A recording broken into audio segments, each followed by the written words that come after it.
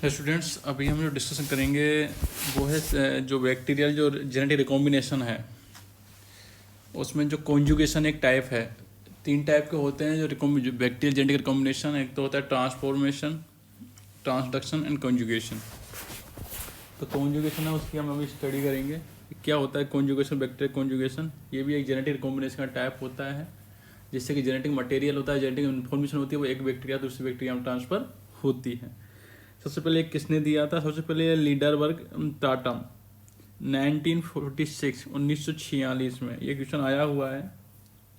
तो Lederberg in टाटम 1946 in E coli K2 strain. E coli की जो 12 या K12 एक स्ट्रेन का नाम होता है ना। इकोलाई तो स्टेरियो कोलाई होता है, जो बैक्टीरिया होता है उसका नाम होता है। स्पेसी जो जीनस का नाम होता है, जीनस और स्पेसी का नाम होता है ये।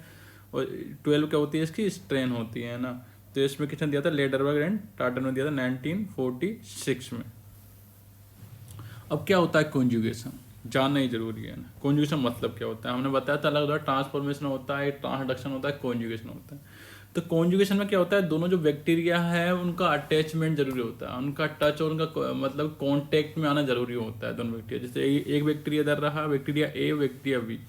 तो जो बैक्टीरिया ए है उसका बैक्टीरिया बी से कांटेक्ट में आना जरूरी है, किसके लिए? कॉन्जुगेशन के लिए। कॉन्जुगेशन क्या होता है? एक जेनेटिक रिकॉम्बिनेशन का एक टाइप होता है जो किसमें पाया जाता है? बैक्टीरिया में पाया जाता है।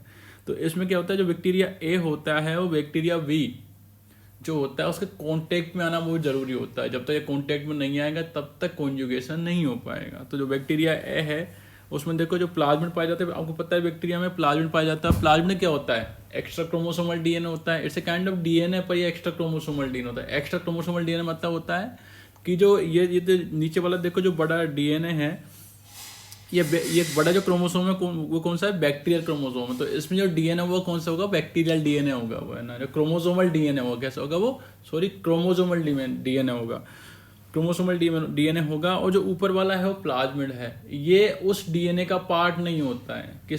कौन से डीएनए का पार्ट नहीं होता है? बैक्टीरियल जो डीएनए है उसका पार्ट नहीं होता है ये। सॉरी, बैक्टीरियल नहीं, क्रोमोसोमल डीएनए का पार्ट नहीं होता है ये। एक्स्ट्रा क्रोमोसोम, ये क्रोमोसोमल डीएनए नीचे देखो पूरा पूरा, और उसके अलावा दूसरा होता है इसको। इसलिए प्लाज्मिड का हमेशा क्या होता है? एक्स्ट्रा क्रोमोसोमल डीएनए होता है। पहली बात तो ये जान लो, है ना। तो यहाँ पे जो प्लाज्मिड है वो कौन सा है? एफ प्लाज्मिड होता है। कौन सा क्या बोलते हैं उसको? एफ प्लाज्मिड बोलते हैं। और ये दूसरा बैक्टीरिया है ना। ये बैक्टीरिया क्रोमोसोम है। तो अब लिखो, देखो क्या लिखा हुआ है, ट्रांसफर ऑफ जेनेटिक मटेरियल। तो जेनेटिक मटेरियल क्या होता है? डीएनए होता है, सीधी सी बात है बैक्टीरिया में। तो transfer of genetic material from bacteria A to bacteria B by mating और कॉन्टेक्ट इज कॉल्ड कॉन्जुगेशन। मैंने कहा था ना कि it is compulsory to be contact. Contact जो उनका कॉन्टेक्ट बनाना बहुत कंपल्सरी हो रहा है ना। तो जब तक कॉन्टेक्ट नहीं होगा या फिर मेटिंग नहीं होगी जो डिफरेंस बैक्टीरिया की, तब तक जेनेटिक मटेरियल का ट्रांसफर नहीं होता। तो यहाँ पर ध्यान रखने की बात है कि कॉन्जुगेशन में कॉन्टेक्ट होना बहुत जरूरी होता है दो डिफरेंट बैक्टीरियल स्ट्रेन का। जब तक कॉन्टेक्ट नहीं होगा तब तक कॉन्जुगेशन नहीं होगा। पहली बात तो है। और होता क्या है, इसमें जेनेटिक मटेरियल का ट्रांसफर होता है एक बैक्टीरिया से दूसरे बैक्टीरिया में। समझ में आ गया यहाँ तक? नेक्स्ट चलते हैं।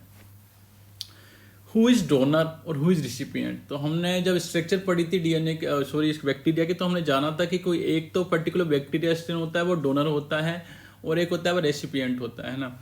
डोनर मतलब दाता होता है, रेसिपिएंट होता है ग्राही होता है ना। तो ये देखो, अब ये बैक्टीरिया ए है, तो यहाँ से अगर डीएनए जा रहा है बैक्टीरियल बी में, जो एब्सेंट रेसिपिएंट है ना, तो एफ प्लाज्मिड जिसमें प्रेजेंट होगा वो क्या होगा? डोनर होगा, जिसको हम बोलेंगे एफ पॉजिटिव। समझ में आ गया ना ये? F positive. और जिसमें एफ प्लाज्मिड एब्सेंट होगा वो क्या होगा? रेसिपिएंट होगा। क्या होगा वो? रेसिपिएंट या ग्राही होगा, जिसमें एफ प्लाज्मिड एब्सेंट होगा। तो ये आपको कौन समझ में आया कि कौन डोनर होता है, दाता होता है, कौन ग्राही होता है। जिसमें एफ प्लाज्मिड प्रेजेंट है वो हमेशा दाता या डोनर होगा। तो दोनों बैक्टीरियल स्ट्रेन दोनों बैक्टीरिया ए और बैक्टीरिया बी। पर जिसमें एफ प्लाज्मिड प्रेजेंट है वो डोनर होता है, और जिसमें एब्सेंट होता है वो रेसिपिएंट होता है। तो इसको हम यही बोलते हैं, मेल और फीमेल में भी काफ़ी साइंटिस्ट ने बोला है कि जो डोनर होता है वो एज ए मेल वर्क करता है, और जो रेसिपिएंट होता है वो एज ए फीमेल वर्क करता है। तो मेल कौन होगा जिसमें कि एफ प्लाज्मिड पाया जाएगा, और फीमेल कौन होगा जिसमें एफ प्लाज्मिड नहीं होगा, जो हमेशा एज ए रेसिपिएंट काम करेगा। आगे देखते हैं हम एफ प्लाज्मिड।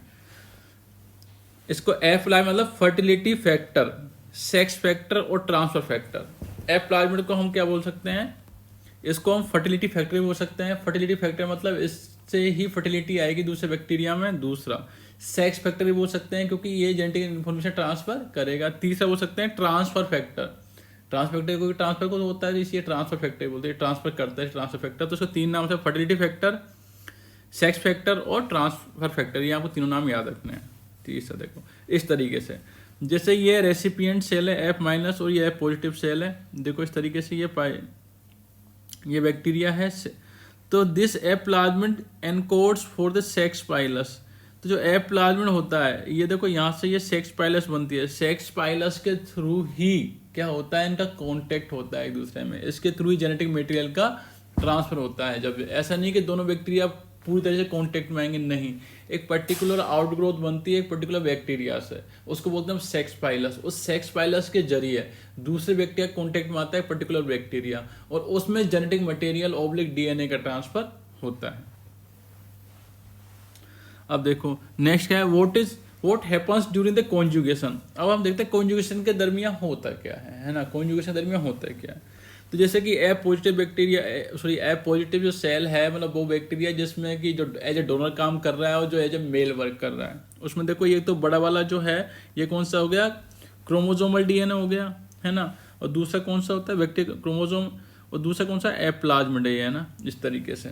अब एक कॉन्जुगेशन पाइलस बन गए ना, जिसको हम वहाँ पे कौन क्या बोला था, ये सेक्स पाइलस बोलते हैं। कॉन्जुगेशन पाइलस ये दूसरा बैक्टीरिया है जो कौन सा है, जो रेसिपिएंट वर्क कर रहा है, और रेसिपिएंट पर क्या होगा, एफ प्लाज्मिड होगा, नहीं होगा, नहीं होगा। देखो यहाँ पे एफ प्लाज्मिड एब्सेंट है दूसरे वाले में, और इसमें एफ प्लाज्मिड प्रेजेंट है, इसलिए इसको एफ पॉजिटिव बोलते हैं। बीच में कॉन्जुगेशन पाइलस बना, और उसके मैंने कहा था कॉन्टेक्ट इज कंपल्सरी है ना, तो कॉन्टेक्ट होना कंपल्सरी, किसके थ्रू, कॉन्जुगेशन पाइलस के थ्रू, है ना।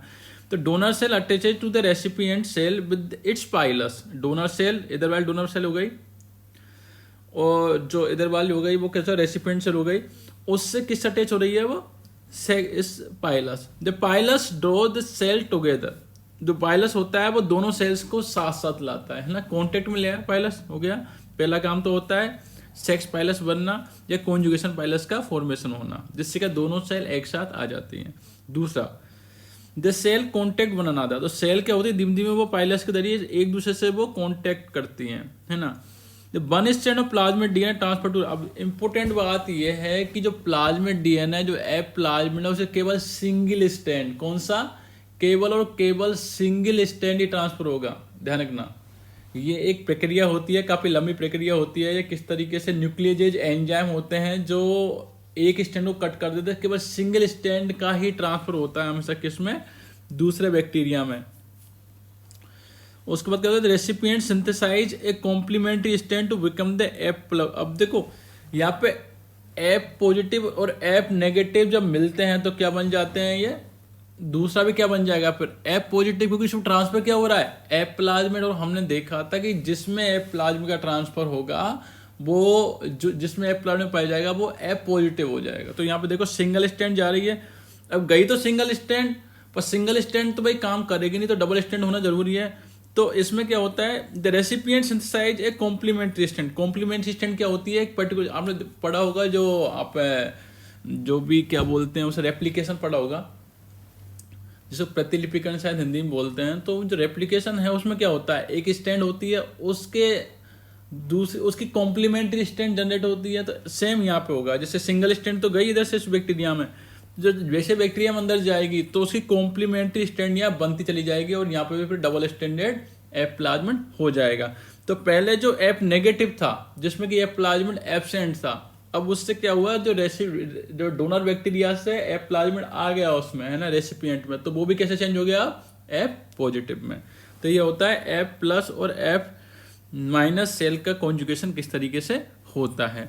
और आगे का कॉन्जुगेशन अभी हम देखेंगे, अभी तक के लिए आज यहीं तक पढ़ेंगे इसका कॉन्जुगेशन को, कि एफ पॉजिटिव से एफ नेगेटिव कैसे एफ पॉजिटिव में चेंज हुआ है ना। कैसे क्या रोल होता है प्लाज्मिड का, प्लाज्मिड क्या होता है, हम सारी चीज़ें जाननी है। क्रोमोसोमल डीएनए क्या होता है, किसका मेन रोल होता है, पहले स्टेप्स क्या होती है कॉन्जुगेशन की, है ना, ये सारी चीज़ें हमने जानी। Thank you.